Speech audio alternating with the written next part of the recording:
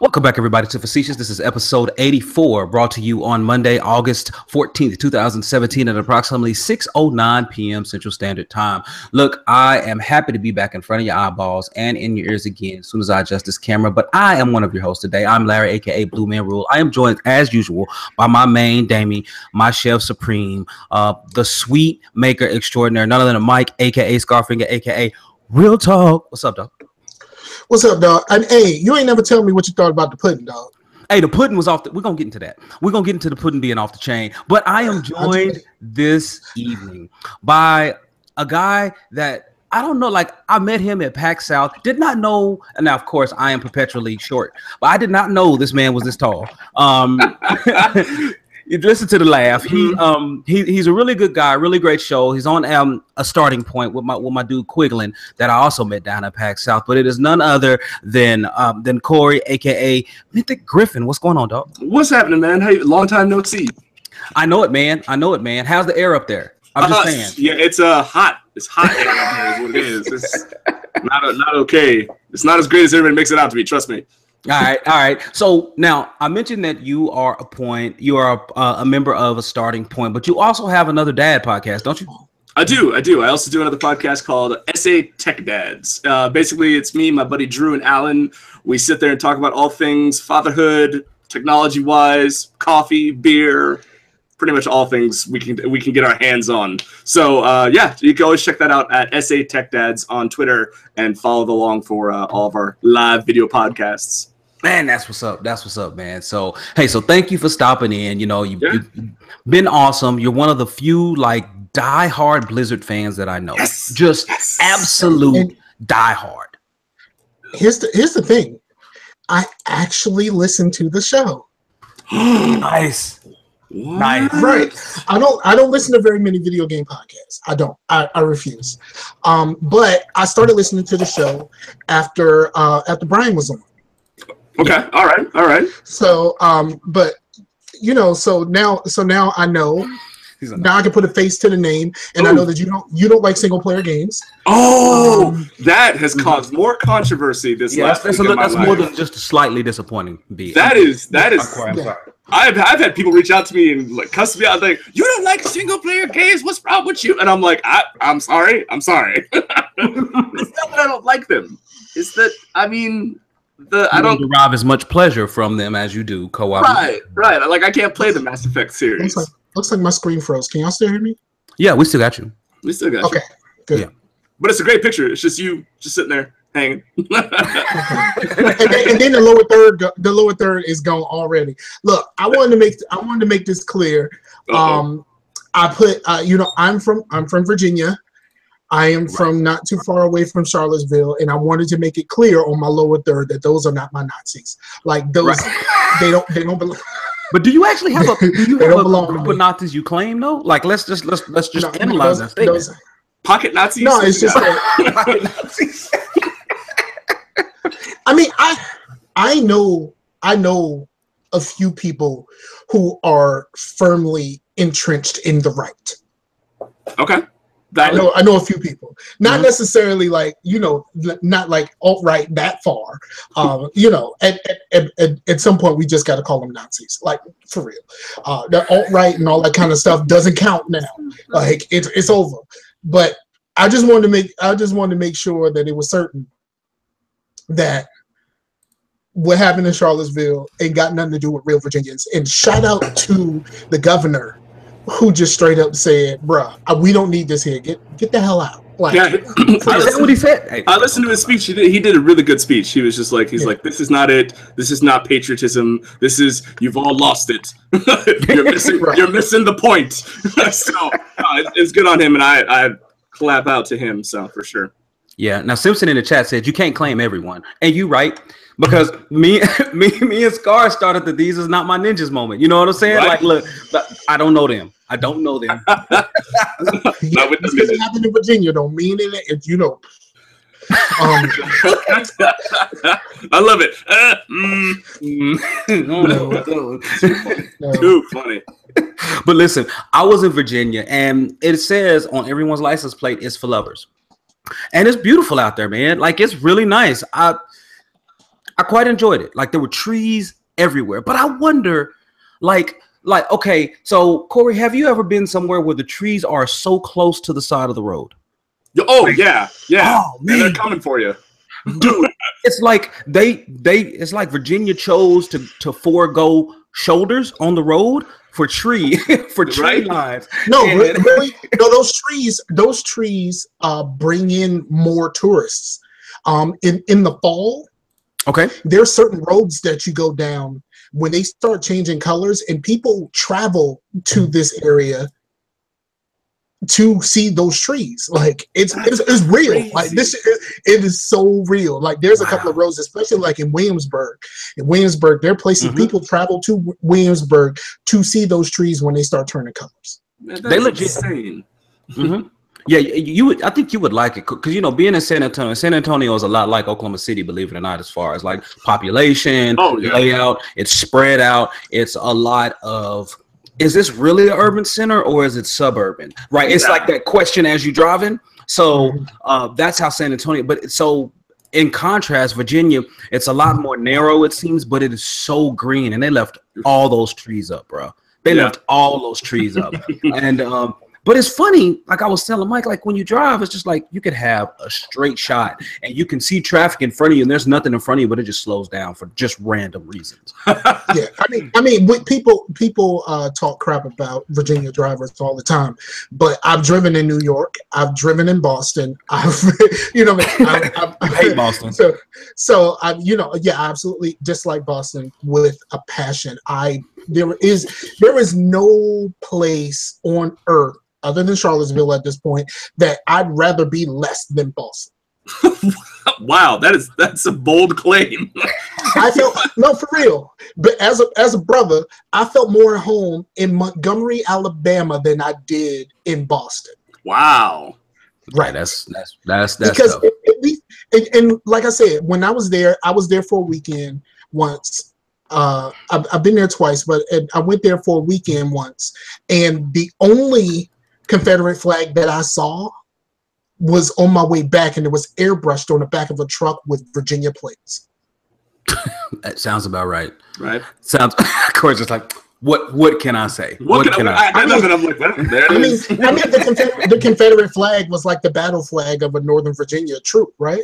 Yeah, right. So unfortunately, that's it's kind of ours. It's kind of a thing. It's a history thing. Like it's kind of ours. But you don't have to claim all, but you got to claim some. You got to claim some. Like you can't defer too long. Absolutely. Yeah. So, but we not about that life. And then of course they went to Charlottesville, of course.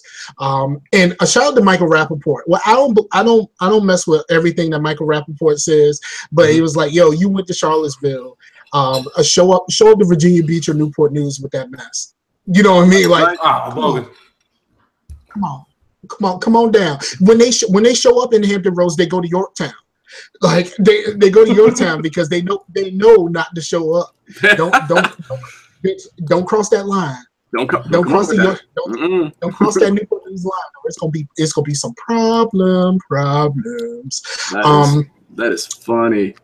But yeah, I wanted to make that clear from the lower third that those are not my Nazis. I don't. As a country, breathe.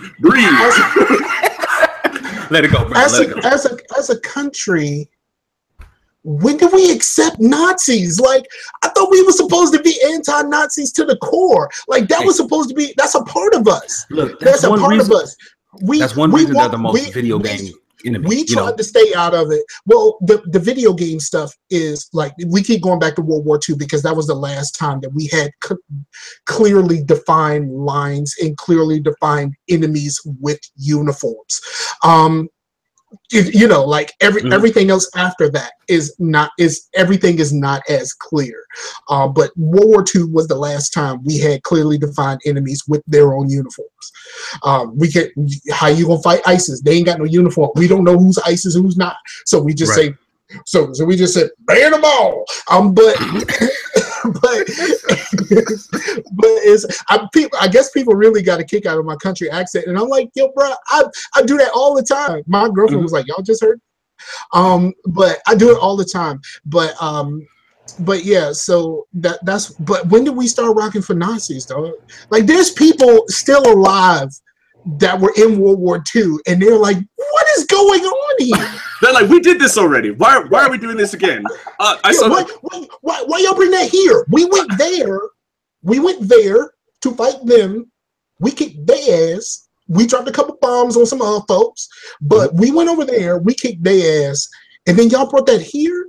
That don't make no sense. It don't make no sense. Like, the best line I saw was a buddy of mine on Twitter posted, I went to bed in 2017 and I woke up in 1939. Accurate. And I was like, accurate. Yeah. Very accurate. Good morning. So, and shout out to all those people that I mean, you repping for the Nazis. Nazis didn't cover themselves up. You probably should have stayed repping for the KKK, because every time they get screenshots of your face, they sending them to your job and your bastards are getting fired. You probably should have covered up. Just saying. You and your tiki torches. Yeah, your tiki torches. Like, so American patriots identifying with Nazis walk down Virginia streets carrying Polynesian torches, saying that they won't be replaced.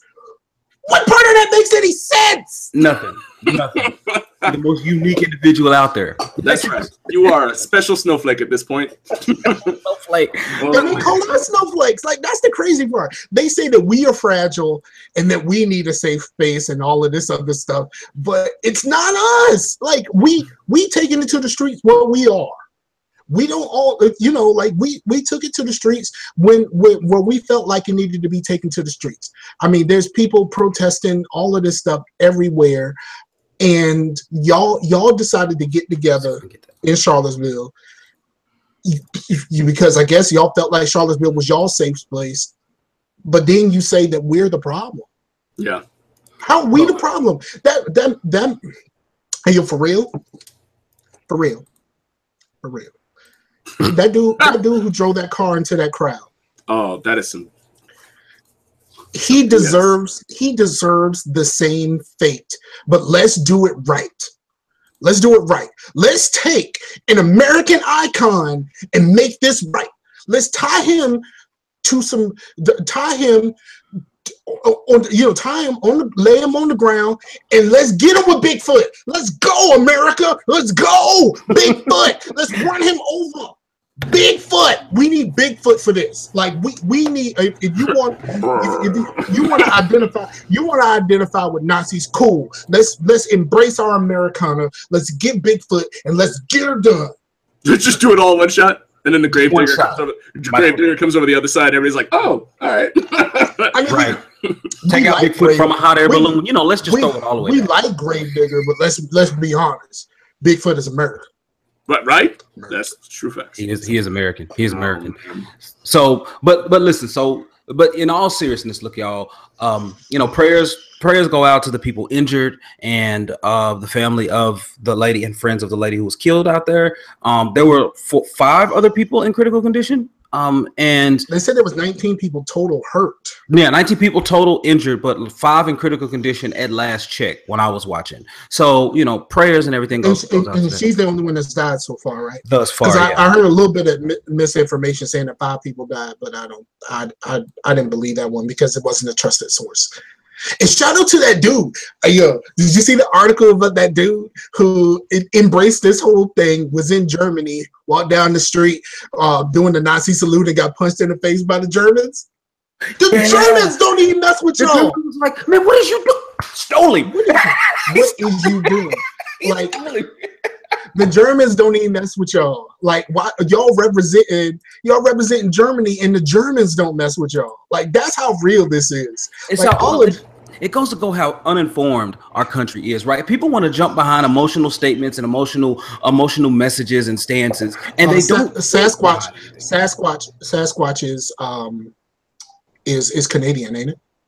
Is Sasquatch Canadian? Yes. Okay, he's Googling as we speak. Hold on, you keep talking. I'm a Google it. Canadian Sasquatch, but I am so taken aback about how this country is just. Hold on, wait. I'm trying to make sure. I'm talking about not Bigfoot, like the Bigfoot. I mean the monster truck, like the dude who ran into that crowd. I want the monster truck to run through his crowd. Like, the monster truck. That's what I'm saying. I'm talking about the monster truck. I'm not talking about Bigfoot. I'm talking about the monster truck. Let's return the favor with an eye for an eye, a tire for a tire. We're just gonna use big ass tires. Just big tires. With lift kits. Big tires with lift kits. Yeah, there you go. But oh, Lord. Right. But listen, man. Virginia, that wasn't the only thing that happened in Virginia. So when I was out there, I went out and visited Glovebox from the 40 Castle. Shout outs to my dude, Glovebox. So Glovebox has probably the best man cave ever. Now, I went out there and I have a video, and hopefully I can get it shared with everyone here. I tried to share it with these two guests here, and I'm going to try to upload it to a shared album so everybody can see this after the show. But man, his man cave is asinine. Like, I got man cave envy, y'all. Number one, before you enter down to the basement, there is a picture that says Glover Theaters and Bar. Theaters and bar, son. So now you know what you're getting into. And as you walk down the stairs, now he is a Washington Redskin fan. As you walk down the stairs, listen, the carpet is the burgundy color of the team. The walls are the yellow color of the team. He has plaques. He has so much stuff. As you enter his man cave, you turn around the stairs, you enter the man cave. Straight to your left is a restroom that has a sign on it that says restroom. It has like the picture of the man and the woman. The unisex restroom is right there. And as you go to the right, on the right wall right here, he has a picture of London Fletcher. London Fletcher, perhaps the greatest linebacker in Washington history. And on the wall, it's signed like to Eric, Dalek sucks, London Fletcher. And I'm like, yes, bring that in, son. Like, it's so great. And then when you go in, he has a projector against the wall. It's against the wall. He has four theater chairs that all recline. In between two of the theater chairs, he has a Bluetooth console that connects to his surround sound receiver that he wired throughout the whole place. It is asinine. And even on top of that, that's not even all of it. Behind that is a bar with a glass top, and he has like a Redskins mirror in the back over the sink. He has two mounted and perfectly wired televisions, and all the sound is mapped to speakers that he wired in the ceiling. It's nuts, y'all. And that ain't even all of it. That's just the part where he watches the game, son. He has another room. Okay, the other room is nasty. Like, the other room is downright. Hold on. I always thought man cave, right? Mike got that. Isn't a man cave just supposed to be a room? Is it a cave? Not caves, not an elaborate. It's a cavern. It's not a hobbit hole. This is caverns. The cavern across the man caverns. The man caverns. This man doesn't have a cave. This man owns a bar. a stinking bar. And then on top of that, did you try to see if you can hear your echo? Yeah. You know what? I won't be able to yet, but afterwards he will, because he told me he's still going to expand. Let me get to it. So directly across from the bar, he actually has a table with bar stools, and there's only two teams in that entire room. Washington and I believe West Virginia University, right? And so Mountaineers, that's all you get. Mountaineers or the R's, right? So then you go to the other room. The other room has a coded number pad. Because, okay, I'm getting ready to list what's in there. So when you open up the door, number one, to the right, there's a light switch on and off. Well, his light switch are arcade buttons. The blue is on, the red is on, the blue is off. It's so stupid. It is so great. I had to mute myself because, like, every time you say this, I'm like, why? Why not? The blue. Listen. This is a lot of work. I'm sorry. This is why I don't have a man cave. Is because this is a lot of work. Cabling things, coming up with these. I'm not this creative. I'm excited if I have a good computer, and great monitor. Me neither, bruh. I've been here since May. Ain't a damn thing on my walls. This isn't even mine. This is my girlfriend's stuff. Like, this isn't even my stuff. So I'm like, yeah. Man, so like I said, it gets more stupid. So when you're in his actual man cave, it is a full Super Mario theme. So the ground is the color of the Super Mario grass. Yeah, I remember the pictures when he was putting all that stuff in. His wife colored Super Mario on, like she drew and painted Super Mario on the wall. On top of that, the ceiling fans, he has a ceiling fan with 8 blades, and every 2 blades has like all the colors of Super Mario. So it's like red, blue, green, and yellow, right? So it gets even more ridiculous. He has like a little lamp in the room, and it looks like the little box with the question mark on it. And when you press the lamp, it goes like he's jumping on it, and it turns off. It's nuts. Then the entire house, not just this room, but every single room has an Alexa in it, and it controls everything. It controls the ceiling fan, it controls the lights, the directions of the room. It is ridiculous. But still in this room now, he has pipes, like Super Mario pipes, the green pipes, and they're painted the pipe color. And he has, in one of the pipes, if you look really closely, it's a clock. It's a clock that ticks around, and it has like hands on it. And then here's the coup de grace, right? So he has like a 50-inch TV. It's a 4K TV. He has all the consoles. I mean, even the Switch. He has all the consoles hooked into the TV. Unfortunately, all the consoles. But then behind him is ridiculous. He has two legit arcade cabinets, full-on arcade cabinets. Then he has a third arcade cabinet, which is a 4-player arcade cabinet. And underneath the glass, he has a montage of Washington Redskins players throughout the years. And not just do you have the 4 console controllers there, there's a trackball to like play Marvel Madness. All right. Before you finish, I'm so glad he one of the folks, because if he was not one of the folks, you are very much setting him up right now.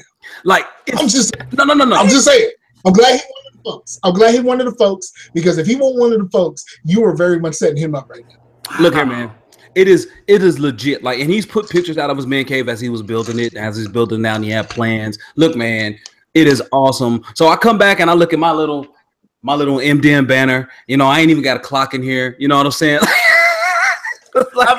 I kept wanting you to finish the story, but and then if you go down further in the cavern, Smog up on his gold is there, and just waiting for the next hobbit or wizard to show up at this point, and just protecting the mini bar. That's where I was expecting this to go. I went straight life. I was like, tell him about the gun line, boss. That's right.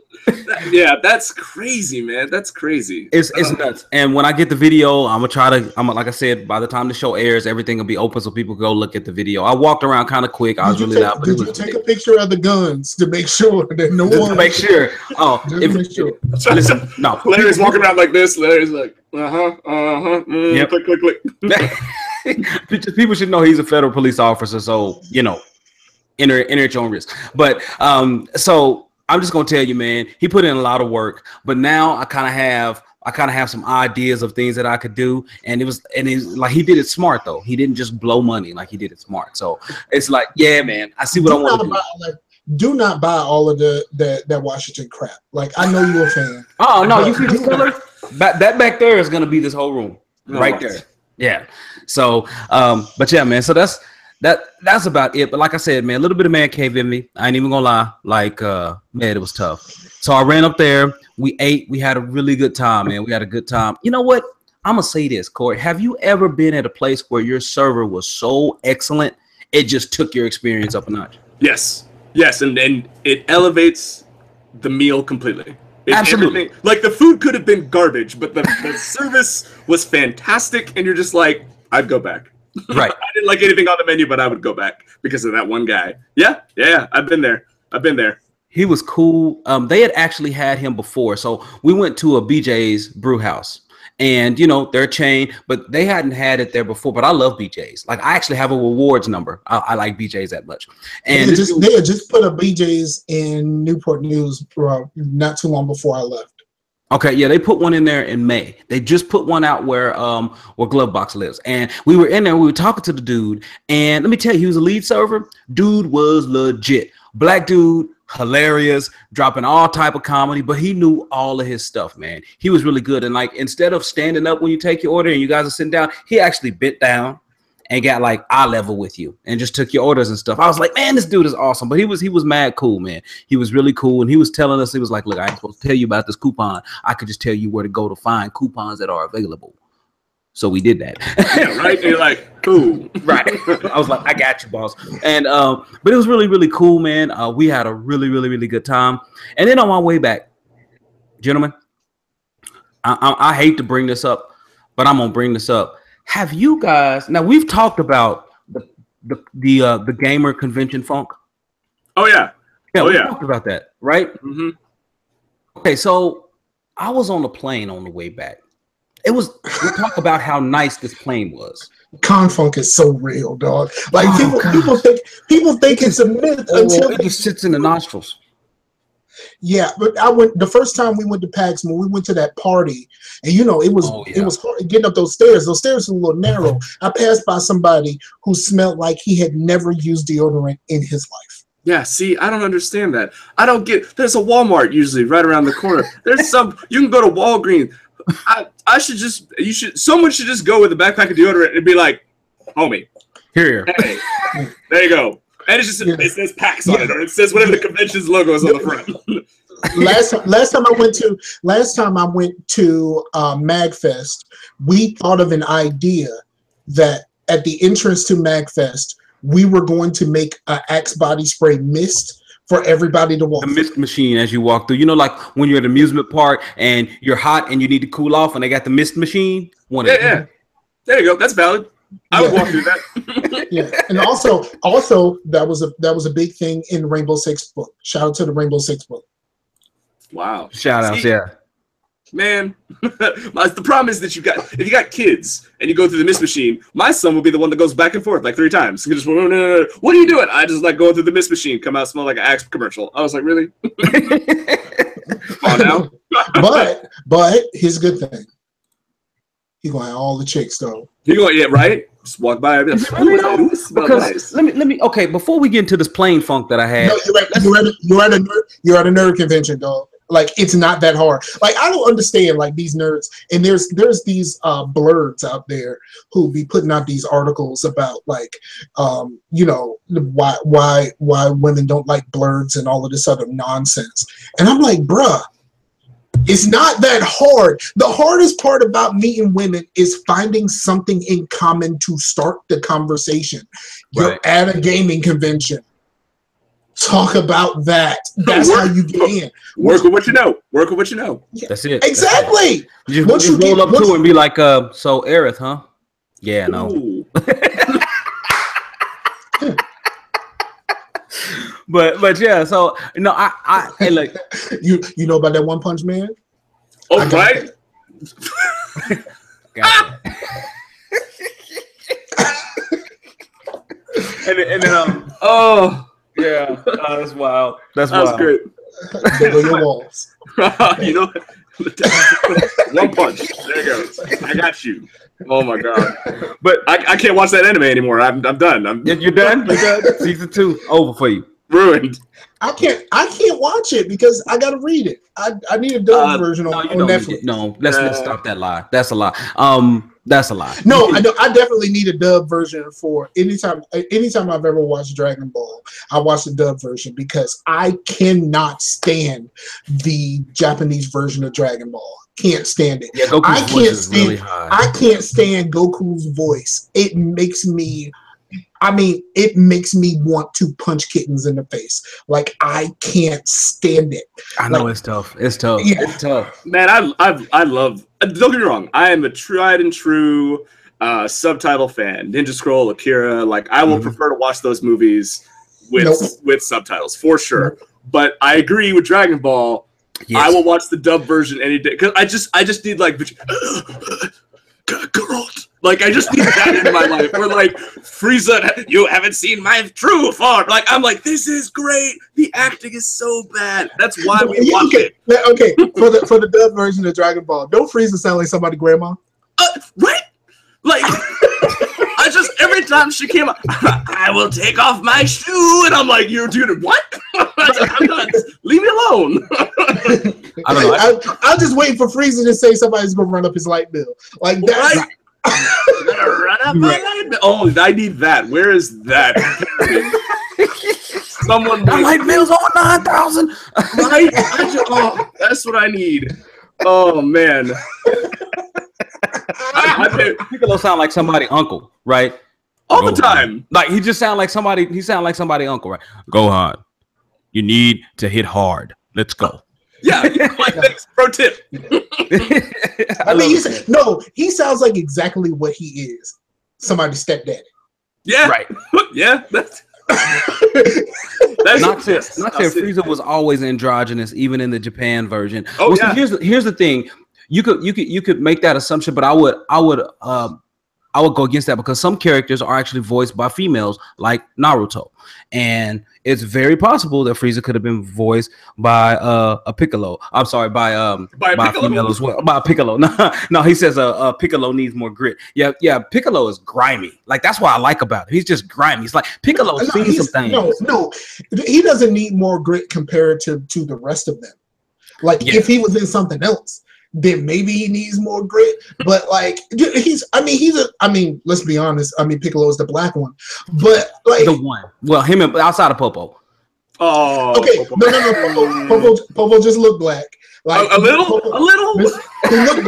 He looked black. Mr. Popo is not black. Like Mr. Popo is from, Mr. Popo is South African. Oh, is that what?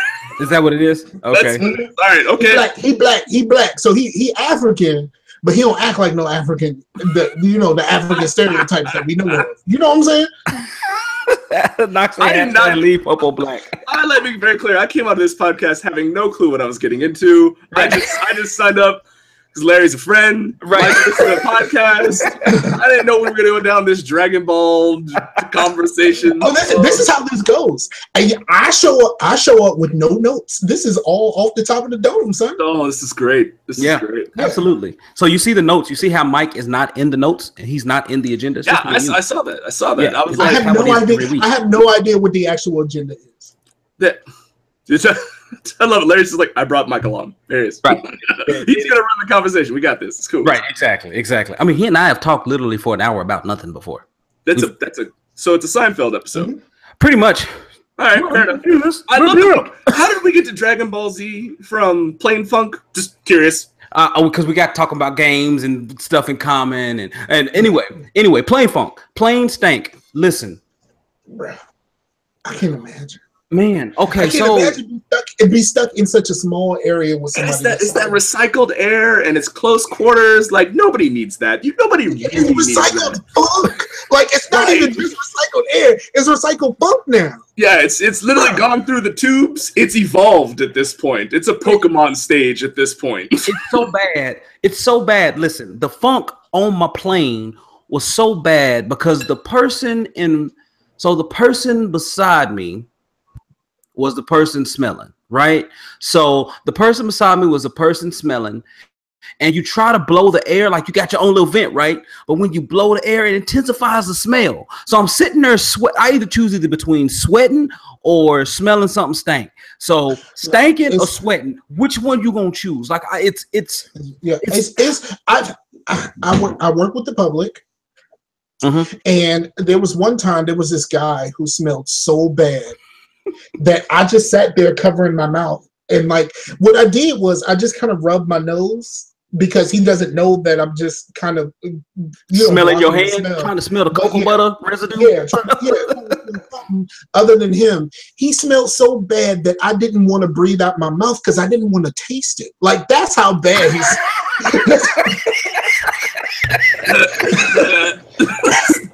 He had on a jacket, like he was a smoker.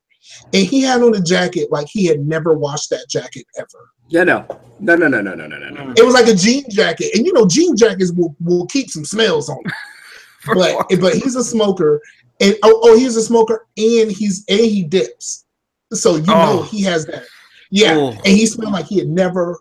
And then the worst part about it was like, after he left, the smell wouldn't leave. I had to wipe down the counters just to get the smell of him out of the office. Damn, that's tough. Like a spittoon and an ashtray just had a baby, and this guy came out. Yeah.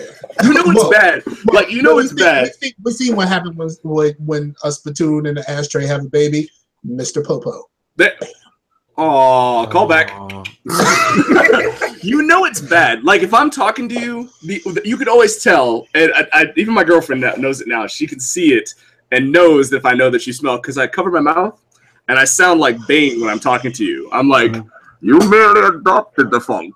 I was born in it. And I'm like, oh, okay, you merely adopted the funk.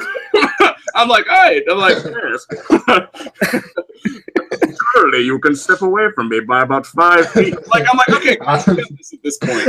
So, I didn't smell cocoa butter till I was a man. Right. That's exactly it. It's terrible. It's terrible. So if I'm doing this, probably back up.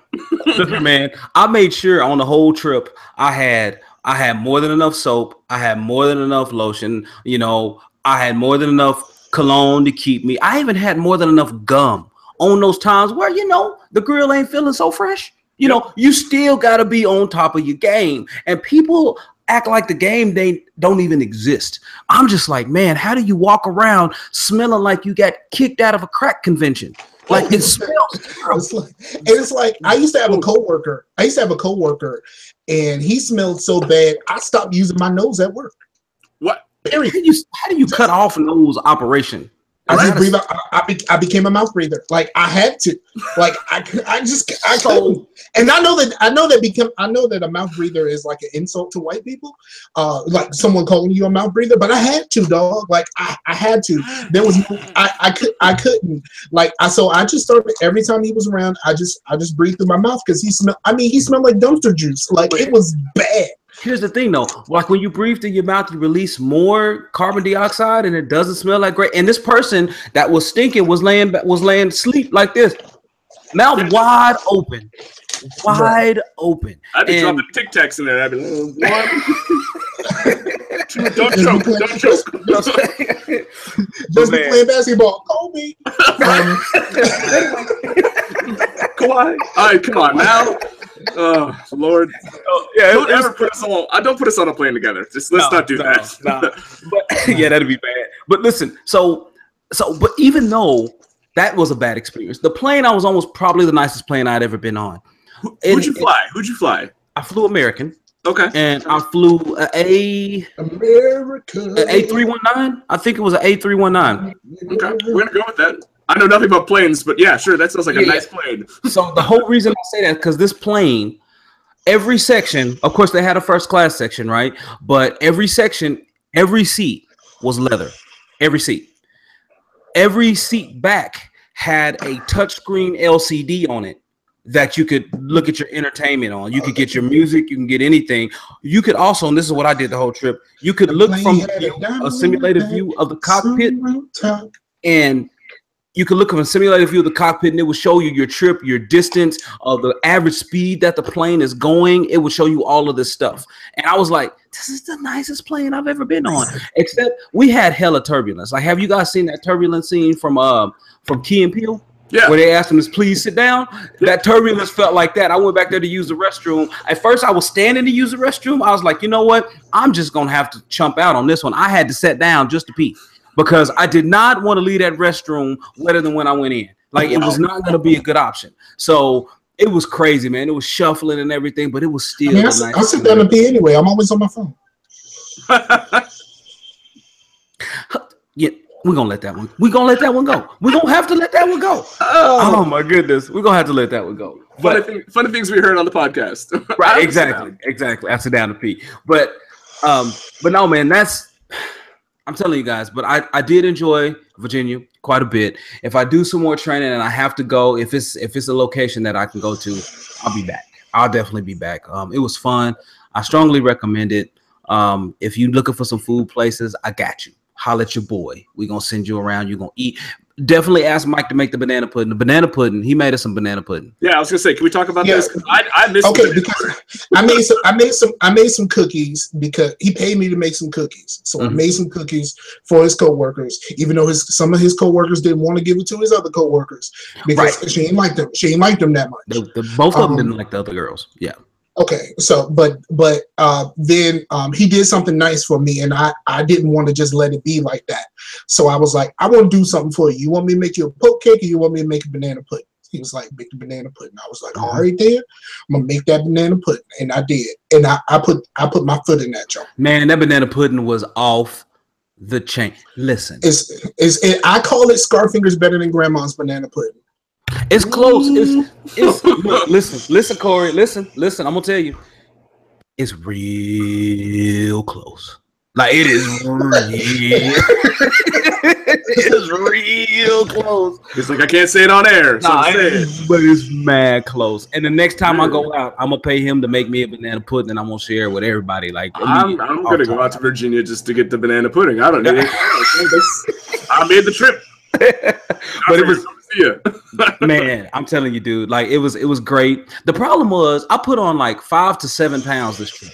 So I came back and I'm immediately on a regime. Like this is my lunch. Like my dinner consists of like just meat and veggies, like meat, beans, and veggies. That's my dinner.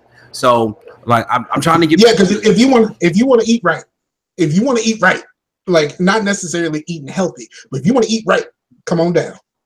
Oh, Scar got you. Scar got you. We got you. Scar got you. Hey, the Croaker spot. Listen to him. That I'm telling you, that joint is off the chain. I've been recommending that to everybody.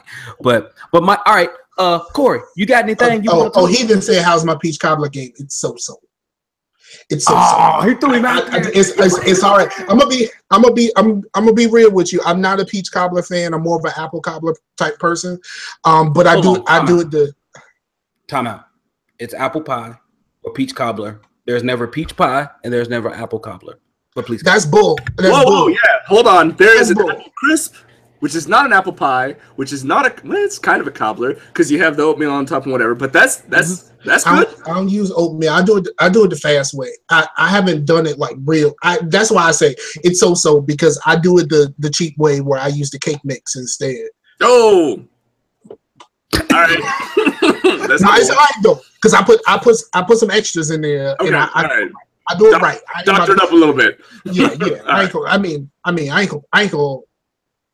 go out like a bitch, but like, I'm gonna do it. If I'm gonna do it.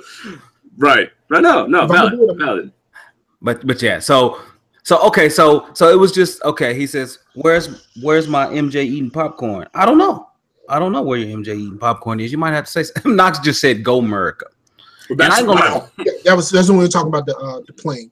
Go America. Right. The airline. America Airlines. America. And you know, Timo was right. I mean, I got Skins envy. I do, because I mean his entire man cave was ridiculous. It was absolutely ridiculous. But Mike, Corey, do you got anything you want to talk about? Like any topic at all? No, this was did we have topics? We did apparently, and I was excited about the Dragon Ball Z conversation. Everything that I wanted to talk about just went out the window. I was like, this is good. This is great. Go ahead, do your thing. Now the whole single player thing, you said it became a big deal? Yeah, bro. So let's have a very clear conversation. I made that podcast last week with Brian, and we discussed the single player games. I can't do it. I have a twin brother. I have a younger brother. I have been playing multiplayer games since I was a child, right? That's how I play. Single player games, everybody's like, they're big on the narrative. They're big on the storyline and your emotional attachment to the character. I got none of that. Every time I play one of these games, I'm like, all right, cool.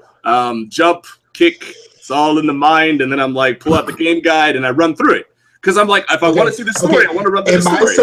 Am I so much of a nerd that I know it's kick punch? No, but is it kick punch? Yes. Punch, it's all in the mind. If you want to just sure you're fine. Yeah, okay, you're right. All right. But that's the thing, right? So if I'm gonna play a game like that, like Mass Effect, I tried Mass Effect 1, Larry, I'm sorry. I got about 4 hours into it and I had to turn it off. I was like, I can't do this anymore. I don't want to talk to anybody anymore. I spent more time in the Citadel talking to his mom's mom. I was like, I don't want to talk to people anymore. You have to get out of the Citadel. You have to. No, you have to. Seriously, you have to get the Citadel. We all acknowledge, all Mass Effect fans acknowledge that the Citadel takes way too long. There's no reason for it. There is reason, but it's just a ton of exposition. Yeah. But a lot of that stuff matters later. A lot of that stuff matters later, and some of that stuff you actually do. There's callbacks in the other games, right? But it takes way too long. So I couldn't do it. I couldn't do it. I had to stop. I turned it off, uninstalled it. So then, at the behest of my friend, that is a huge Mass Effect fan, he said, Mass Effect 2 is better. I was like, all right. It is, absolutely. So I installed it, and I was there. I was playing it. It's the best. It's the best game of the series. The action was great. The character customization was great. I enjoyed the other tunes behind me. But, like, I turned the game on, and I was like, all right, let's get a game guide and figure out what I want to do to maximize my character, right? How do I want to display my points? Make sure that I optimize to get my best gameplay experience. So please tell me you picked the Vanguard. Of course. Okay. Absolutely. Okay, we're good. Because if you went in there with Soldier with that mind frame, so I never pick Soldier, like the base character that's just like, I just go in there running gun. I'm like, no. So I ran a Vanguard and I was running. That was cool. And I was excited. There's so much that happens. There's explosions, and then Seth Green's character is just all upset and like trying to save people. And then you land, and then like more stuff happens, and you got to go on these missions. And you go on these strip clubs. It was great. And then I got on the new ship. And everybody wanted to talk again, and I was like, stop it. I couldn't. I was like, why? Why do I have to talk to everybody multiple times? Can't you just Corey, you're doing a good job. Thank you, Corey. Keep going. Like, okay, good. Dink, dink, dink, dink, on to the next planet.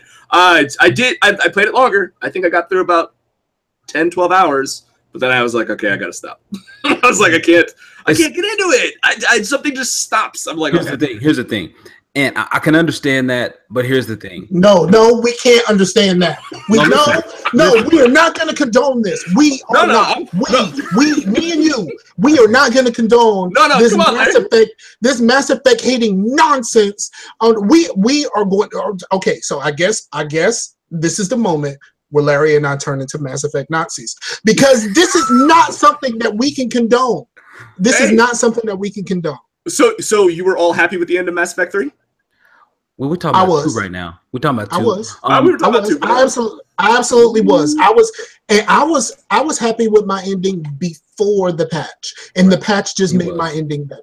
I was not. I was thoroughly disappointed in the ending of 3. But I'll say this. The reason you play Mass Effect 2, because Mass Effect 2 has perhaps the best ending mission of any game in the last 2 generations. Okay. Hands down. All right. And Mass Effect 3 gets better if you think of it differently. Hashtag triggered. if you think of it differently, if you think of the ending as the ending, then it doesn't work well for you. Mm-hmm. You need to think there's a continuation. If you think of Mass Effect 3 as a whole as the ending, because the whole point of the game is you wrapping up everybody's issues before y'all go and take on this thing. That decision at the end of the game is just, I mean, it's a pared down decision, and what they told you was not what you were sold. Okay, we get that. But if you think of the whole game as the ending, and in order to understand the beefs that all of these people have that you got to sort through, that also it's beefs that you were aware of since 1, and you got to settle all of the beefs. So all of Mass Effect 3 is the ending to me. That is a lot. That is a lot to take in, and you got to take 3 games to get to that point. That's a lot. But it's worth it. It's worth it. So, and this is one of the points that I made in the podcast, is that playing these single player games, when I finish the game, I'm like, all right, now what? And you get people that are like, oh, play it again, or do a different ending, or choose a different. I'm like, I can't play the same thing. I just played it. Oh. Okay, so Awakened Heathen is ranking the games, and He said. So, but that's Mass Effect 2, Mass Effect 1, and Mass Effect Andromeda as number 2, and the third one as Mass Effect 3. I don't know about that one. I don't know about that one. I am a 2, 3, Andromeda 1. Oh wow! So 1 is at the bottom. Everybody that I know always puts 1 except for me. For me, like Blue loves 1. 1 is number 1 for me. I don't like 1 because you spend way too much time in your inventory and converting stuff to Omnigel and all of the stuff to take you out of the game. Yep. Because you spend half of your time in the menu, scanning planets or whatever.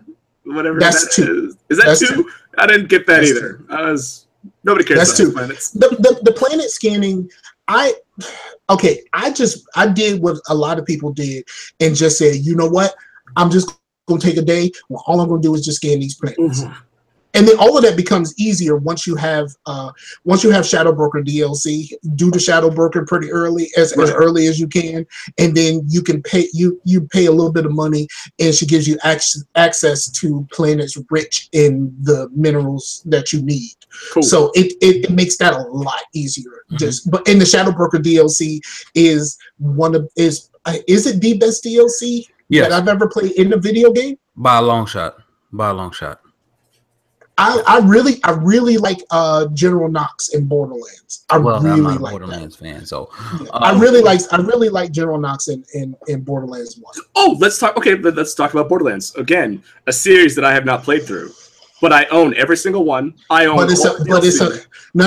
But that is what a game that you said that you might enjoy because it is co-op all the way through. That's my thing. I would totally play Borderlands. I just need to get a group of people to play it with. I'm totally Mike will play it with you. He has Borderlands. I have Borderlands 2 on 5 different platforms. So I digress. Is that there are other games like Divinity Original Sin and Divinity Original Sin 2. Yeah. These are very text-heavy games. Mm-hmm. Lots of storyline and narrative there. But I can play it with somebody else. I actually have a buddy that I played with. And every Tuesday night, we would get down and we'd play for about 4 or 5 hours, and we'd run through. We'd make stupid decisions, and we'd die, and we'd reload, and we'd joke, and we'd laugh. And it was such a dynamic experience. I didn't feel that I was just like slamming through narrative. I was actually feeling that it was like an interactive, dynamic experience, which I feel video games should be. So it's why I can play World of Warcraft for the past decade and a half, right? It's because I can play the same repetitive stuff over and over, but there's no ending, and I'm doing it with friends. So that's really what it comes down to. I had to have when you were like, let's talk about something, I was like, Mass Effect. Let's talk about Mass Effect. Yeah, because Mass Effect is my jam. And Mark in the chat says Borderlands is far superior to Mass Effect. I am a fan of both. But that is nonsense. That's two definitely different genres. So I think that the storylines, I don't even think you can compare storylines at that point. Like Borderlands is this fun, over stylized, super hyper. Borderlands is a first person Diablo. Like that's really what it is. It's first person Diablo. So you can't first person shooter Diablo. So I can't compare those games, but if I had to rank them, there ain't nothing close. I did my 10 of the gin, and my number 1 game is Mass Effect 2. Like Mass Effect 2 is the pinnacle of what you could do last generation. Like there is none higher. Sucker MC, Shakol, and Sire. Like it's so we got Mike's crying over here. Breathe, Mike. It's okay. Right. The thing. So Mass Effect 2, I would probably enjoy that game more if it was squad based. If I could play it with like 2 or 3 people through the story, I think I would enjoy that a lot more. No, but you have a squad. This is what you do. I have AI. Your squad.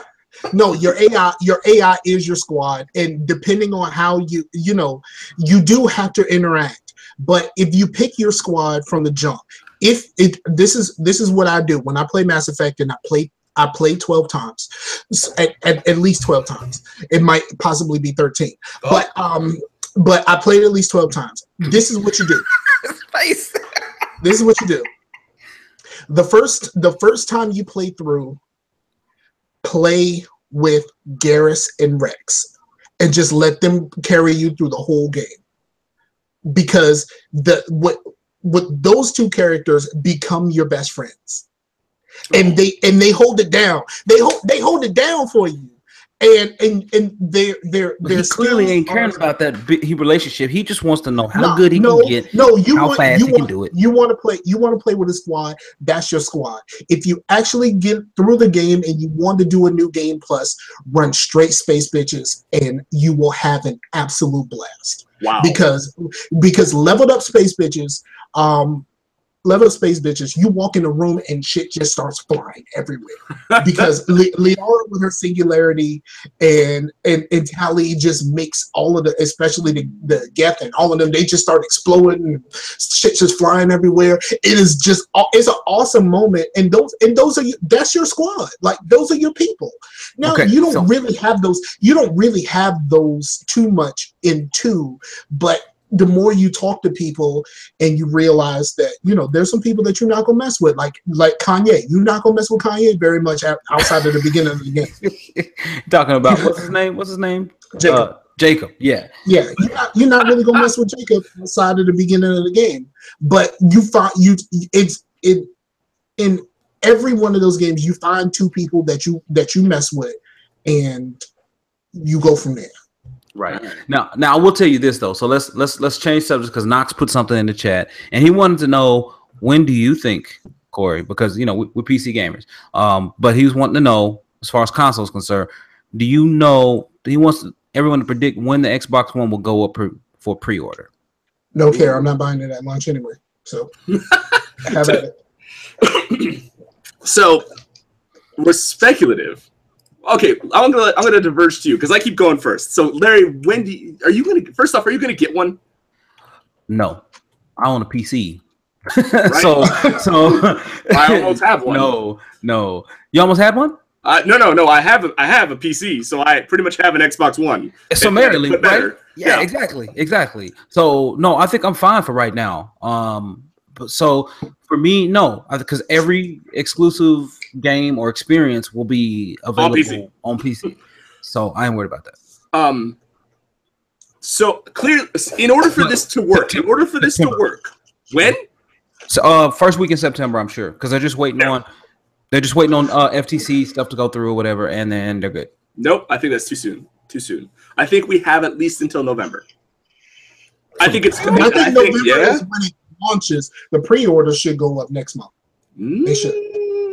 It launches with Shadow of War. Shadow of War comes out the 7th? No, it was moved to, hold on. It was moved to a weekend. But Shadow of War you can pre-order now. Yes, but like the release date it was moved back. The release date was delayed a little bit to align with the release of the Xbox One. And that's why I'm saying pre-order is not going to be possible, because the pre-order for Shadow of War originally, the release date was supposed to be October 10th. Right. So they pushed that back. So if we're going to get it, I don't know when the new pre-order is. Or did they push it back to October? Because if they push it back to October, we could see, then you may be right. But I don't think that's when pre-orders are going to drop for Xbox One. Middle-Earth Shadow of War. One X. Is it release? Xbone X, isn't that that's what it is? Yeah, I just call it the Xbox because that's what they clearly wanted it to be. That's what it is. So I'm just going to call it the Xbox from now on. And I've already made the disclaimer. Anytime I just say Xbox, that is the system I'm referring to. So it's supposed to release in November. So I give it 30 days out. So beginning 30 of days? October, You think that'd be enough? 30 days. Okay, have we not learned our lesson from Nintendo? No, but here's the thing. No one shorts people like Nintendo does. And that's the reason why I don't understand why people keep messing with Nintendo. I despise Nintendo with such a I need you to come on my podcast. Yes. I despise Nintendo. I haven't bought a Nintendo console since the Super Nintendo. Okay, but you also see pre-orders for like the SNES mini consoles and the regular Nintendo consoles, right? All these, the Ataris and all the other stuff. I think that Xbox needs to give it enough time, 30 days at least, minimum. I don't think 2 months ahead of time. That's why I say September. I Really? say September only because they need to capitalize on their numbers. And then like when they figure out how many they're actually going to be able to make, they can open more pre-orders, blah blah blah, whatever. But you have to get those guaranteed sales early. Yeah, and you have to make sure you got them locked in early, because when the holiday season comes around, like it's going to be an absolute madhouse. And you want to make sure you get your stuff early. That's why I'm saying September. I'm not saying early September, but I think it should be in September where those pre-orders opened up, so they can see, okay, there's a demand for this, and this is why we need to try our best to meet that demand, because PlayStation's kicking our ass. But I mean, this thing isn't going to sell that great. Like, let's all be honest with ourselves. Here's the thing. A lot of people, we can't compare necessarily Nintendo, because Nintendo deals in crack, and Nintendo also deals to a different market. Like the pricing on the listen, the consumer for a Nintendo product is different. Let me finish. You've been talking for 40 minutes. So the pricing on Nintendo's products are a lot lower. And on top of that, they deal with the fan that's a lot more loyal. So you're talking about two different bases. So yes, I agree. It won't sell near as many as Nintendo, and that's because it's a premium product. Now go ahead. I mean, but we said that the reason why PlayStation won't announce real numbers for the Pro is because it ain't really doing that great. Well, it sold over 1 million. Over 1 million. Okay, that's not great. I mean, let's be honest, that's not great. Like compared to the install base of the rest of the PlayStations, that's not very good. It's a premium product, which that means we know that only the certain people, early adopters, and all of those people are really going to try to get on this, and it's not going to do that well. But they need those pre-orders as soon as they can possibly get them, because they need to focus on how many of these things they really gonna need to make. So if Xbox One X comes out in September, like we're speculating, you have we're not saying it's coming out. We're saying pre-order. So available for pre-order. You have a kid that's going to go into a GameStop or online and do his pre-order of Xbox One X, right? He's going in the middle of September, where there is a crap ton of stuff coming out, like tons. Where's he going to throw his money? I think they should wait until October at least. But here's my thing. So let me say this.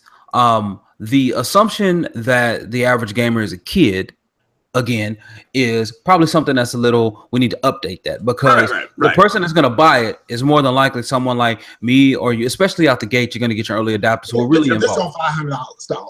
It's $500. It's $500. Yeah. It's $500. Ain't too many young people. You can't even really. Realistically, you ain't really convincing mama or grandma to go and pre-order this thing for you at $500. True. Because she can walk in the door and be like, "Well, this one is $250. Why can't you get the small PS4? What are you doing? What is you doing right now? Like what is you doing?" Well, look, you got Cuphead coming out. You got Destiny 2 coming out. You have all of the EA titles. Nobody care about Cuphead except for y'all. Come on now, only y'all hardcore to upper core gamers care about Cuphead. Well, when you upper tier, you just gotta accept it, right? And top tier, bro. Top tier. There ain't as many of y'all as y'all think, and that's the reason why Cuphead is going to flop. But you also have all the EA games. You got NBA Live 18 is coming out. FIFA 18 is coming out. Pro 18 ain't coming out. They've been trying to come out with games for 2 years, and it ain't really. NBA 2K, whatever. The entire library of EA games. That's like the sports month. Whereas your list for October is much, much lighter. Like the only thing there, I would think, release in October, pre-order in October when you go, hey, Middle Earth Shadow of War, it's coming out. You could probably pre-order your new X-Bone as well, and then just get it all done in one shot. Evil Within 2 comes out. South Park comes out. There's only but you're also discounting the fact that unless you pre-order your stuff on like Amazon and stuff like that, where you got to pay the full price, you go to GameStop and you're only paying like $50 down or $50 or $100 down. That's true, but that's what I'm saying. Where are you going to pay $50? you're not going to be spending all of your money up front. Like you're Right. still going to wait till November to pay off the rest of this thing. So it all kind of works out. Like, And also, I agree with you, Mike. And I think the one thing that gets forgotten in this conversation is that the Xbox plays all the X1 games currently. So even if there are new games coming out, if someone is buying an Xbox and hasn't purchased an Xbox One, well, then now they have an entire back library of games they can go access. Yeah. And also the fact that, all of these games still work on the new thing, it doesn't mean that, if I'm going to buy 2K, I was going to buy 2K anyway. I put my 50 bones down on a pre-order. I'm still going to buy 2K. It's not going to stop me from buying anything else that I wanted to buy. Now it's going to become a pain in the ass when I got to transfer all this stuff over. But I don't think that pre-order is going to stop anybody from buying other stuff that they really wanted to buy. All right, that's valid. So, right. But we'll see. All right, so September. I'm gonna say October. I say 30 days out. You say 60 days out. 45 days out. I can be flexed anywhere between the second and fourth week of September. I don't think so. I don't think so because if it's going to launch, it has to launch early November. It can't launch right around the time of Black Friday. It's going to launch November 7th. November 7th. Because that's when Forza, as Knox was saying, that's when Forza and Crackdown 3 drops. Okay, yeah. Right. So we can see all of it 7th. So mid to late September makes sense. Yeah. Okay. I can see it 45 days out. Yeah. All right. Well, then good. We'll go September. So then I guess in about a month, we'll see whether the pre-orders are announced or launched or whatever. So right. I still ain't get one. Just saying. It doesn't make any sense for us. Doesn't make any sense. But I'm not getting one at launch. I want one. I'm not getting one at launch. Why do you want one? Because it's a better version of the thing that I already enjoy. Why would I not want a better version of that? And also I'm waiting until I have a 4K TV. Like it doesn't make sense for me to buy it at launch and I don't have a 4K TV yet. Yeah. So I'm gonna wait till I got a 4K TV and they're more plentiful and and I'll let all of the early adopters go in and work out the kinks because I think early adopters are a very special kind of people. And I'll let y'all handle that. I'll worry about one next year when I actually have the money for a 4K TV, and I'll get one of those. And I can give my current Xbox to my daughter. There you go. There it is. I plan on doing that anyway, but I have the money to do it. Buy her Xbox, pay for Game Pass. Bam. She got a library of games that she could play, and I ain't got to do nothing else. Yep. Word up. Well, hey Corey, go ahead. We're in the last throes of the show. We're about to just move into shout outs, man. So, hey, thanks for coming through. But hey, go ahead and tell people where they can find you for all your shows and where they can find you. But Knox, I got an old 1080p TV. I got a plasma, dog. Like, no, I'm gonna need to upgrade. I'm gonna need to upgrade though before I start messing with this. Lord. All right, man. I do a lot. You guys can find me doing a podcast weekly with my friend Brian at Quiglin. It's called A Starting Point. We talk about all things video games, tech. As everybody can tell you, we get into great arguments and talk about MapleStory and how much I hate that game. So you guys can. He loves it. You can tweet the podcast at A Starting Point. You can also email the podcast at startingpointfeedback@gmail.com. We're on what are we on? We're on Shout Engine, we're on iTunes, we're on Google Play Podcasts. You can find it on all those things. I also do another podcast called SA Tech Dads, like we talked about in the beginning, where we talk about tech, fatherhood, children, stories, games, beer, coffee, whatever. That you can tweet at SA Tech Dads, or go to satechdads.com. And then on Fridays, I do a lot of live streaming these days. I've been doing a lot of Twitch streaming on. I really hope that I said the right one too, SA Tech Dads. And then on Friday nights at 9 p.m., my friend Stuart and I, he runs a YouTube channel called Wine on the Dime, where he basically goes in and finds the cheapest bottle of wine he can. Anything under $15, I think, is his limit. And then he rates the wine, and people send him stuff, and he goes through all sorts of contraptions. I like wine. He likes wine. You know what else we like? Overwatch. So we created a channel called Overwine, and you guys can tweet that at Overwine Gaming. And you can watch the Twitch stream every Friday at 9 p.m. Central Time. And we basically play Overwatch badly. and then we drink wine while doing it, and then rate wine the entire time. It's hilarious. It's about 2 hours long. It's highly entertaining. The clips that come out of that are something spectacular. Last week we had a discussion about him plugging his wife, and it's some of this stuff goes south really quick. But you guys can find me on all those platforms, or just look up Mythic Griffin anywhere. MYTHICGRIFFON. If you look me up, 98 3/4, it's me. So just go find it and see all the things that I do. Okay, and for a matter of record, tell people how tall you are. I am 6'1" and change. How about that? 6'1". Tall. That's not that tall. I'm 6 feet when I got shoes on. When I got shoes on. I think Larry was so shocked because, like, we walk up to each other. It's like, hey. I'm like, hey. He tries to pretend like he's not short.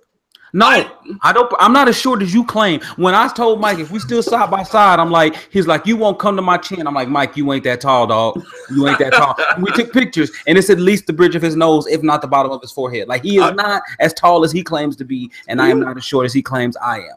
So that's the truth. Oh, that's funny. Truth right there.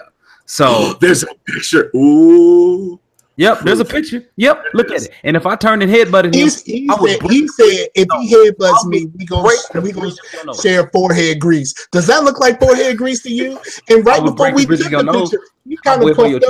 You kind of puffed up right before that. Where your chin at? Where your chin at? Right before way above your chin. Right before that. Right above your chin. We're not gonna swap forehead grease. You just gonna hit my chin. Way above your chin.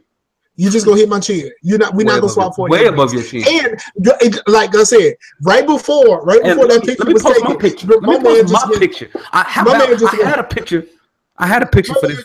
He swole up real quick. Yeah, because I was slouching, and I was like, all right, let's get straight. So yeah, it is what it is. So, but no, man. But hey, Corey, man, thank you so much for coming through, dog. Really appreciate it. I've been wanting to get you on for a minute. Like, this time, when I put you on a podcast, I was actually going to be there to record. Oh, yeah. You didn't just drop me in the podcast and be like, Larry's running late. How late? Like 45 minutes. It's great. That's just BS with the guys in the podcast. It went well, but I was like, I don't know anybody. Hey. Right. That was my bad. But no, it's good to have you in. Mike, you got any shout outs, bro? Man, shout out to you, man. It's you know something. It's people say all the time that the people that you meet online are not really your friends, and again, we've proved that false. Right. When we met the first time at PAX, it's like, okay, I've never seen how short he was before, but other than that, so much hate. When you meet in real life, like, you don't realize how much you really do know each other. And all and all of that is still the same. Like, that's that's my brother for as much as you can say that about somebody that you've only met in person twice. Right. But it was a good thing having you here. I was tired as hell though, going out to eat all the time, bro. I was like, man, my wallet is crying right now. Right. But it was still really good having you here, and it was really good to be able to have somebody that I can make the banana pudding for and actually say, because it's not like the cookies. I can't really ship banana pudding out. So I can make the banana pudding and say, I do this. And then you can say, yeah, he does. Yeah. That makes a world of difference for everything. So and of course, shout out to everybody who everybody who's listening now who will listen later, either here or on the podcast feed. We appreciate you, because this is fun. The last couple of shows have been really, really fun to do with us sitting side by side, even though we were a little too close. Like, I'm you gotta get over that, bro. You gotta get over that, man. A little bit too close. Your camera lens is not wide enough to catch both of us in that angle, bro. So you got to get used to that. Yeah, but yeah, man, it's just, thank y'all for checking us out. We really love doing this for you, and we appreciate you actually listening to us. So thank you. For sure. Hey, man, huge shout outs to everybody in the chat. Shout outs to Simpson, Timo, Meef, who tweeted out the show when we announced it this evening. Heathen, Mark, Knox, And man, look, man, huge shout out to Glove Box because as you were saying, Mike, you know, it was fun, you know, kicking it with you again in the same room, like hanging out, going out, having a good time and everything. And yeah, man, like those relationships are real. And I felt the same way with Glove Box. Like I talked to him hundreds of times, and first time actually sitting down and meeting him, and it was just, look, we knew each other from the time. He made me feel like an MVP. He was like, it's Blue, you know, or if I found it, I'm just like, look, man, like, man, I get to be Glove Box, you know what I mean? So it was fun.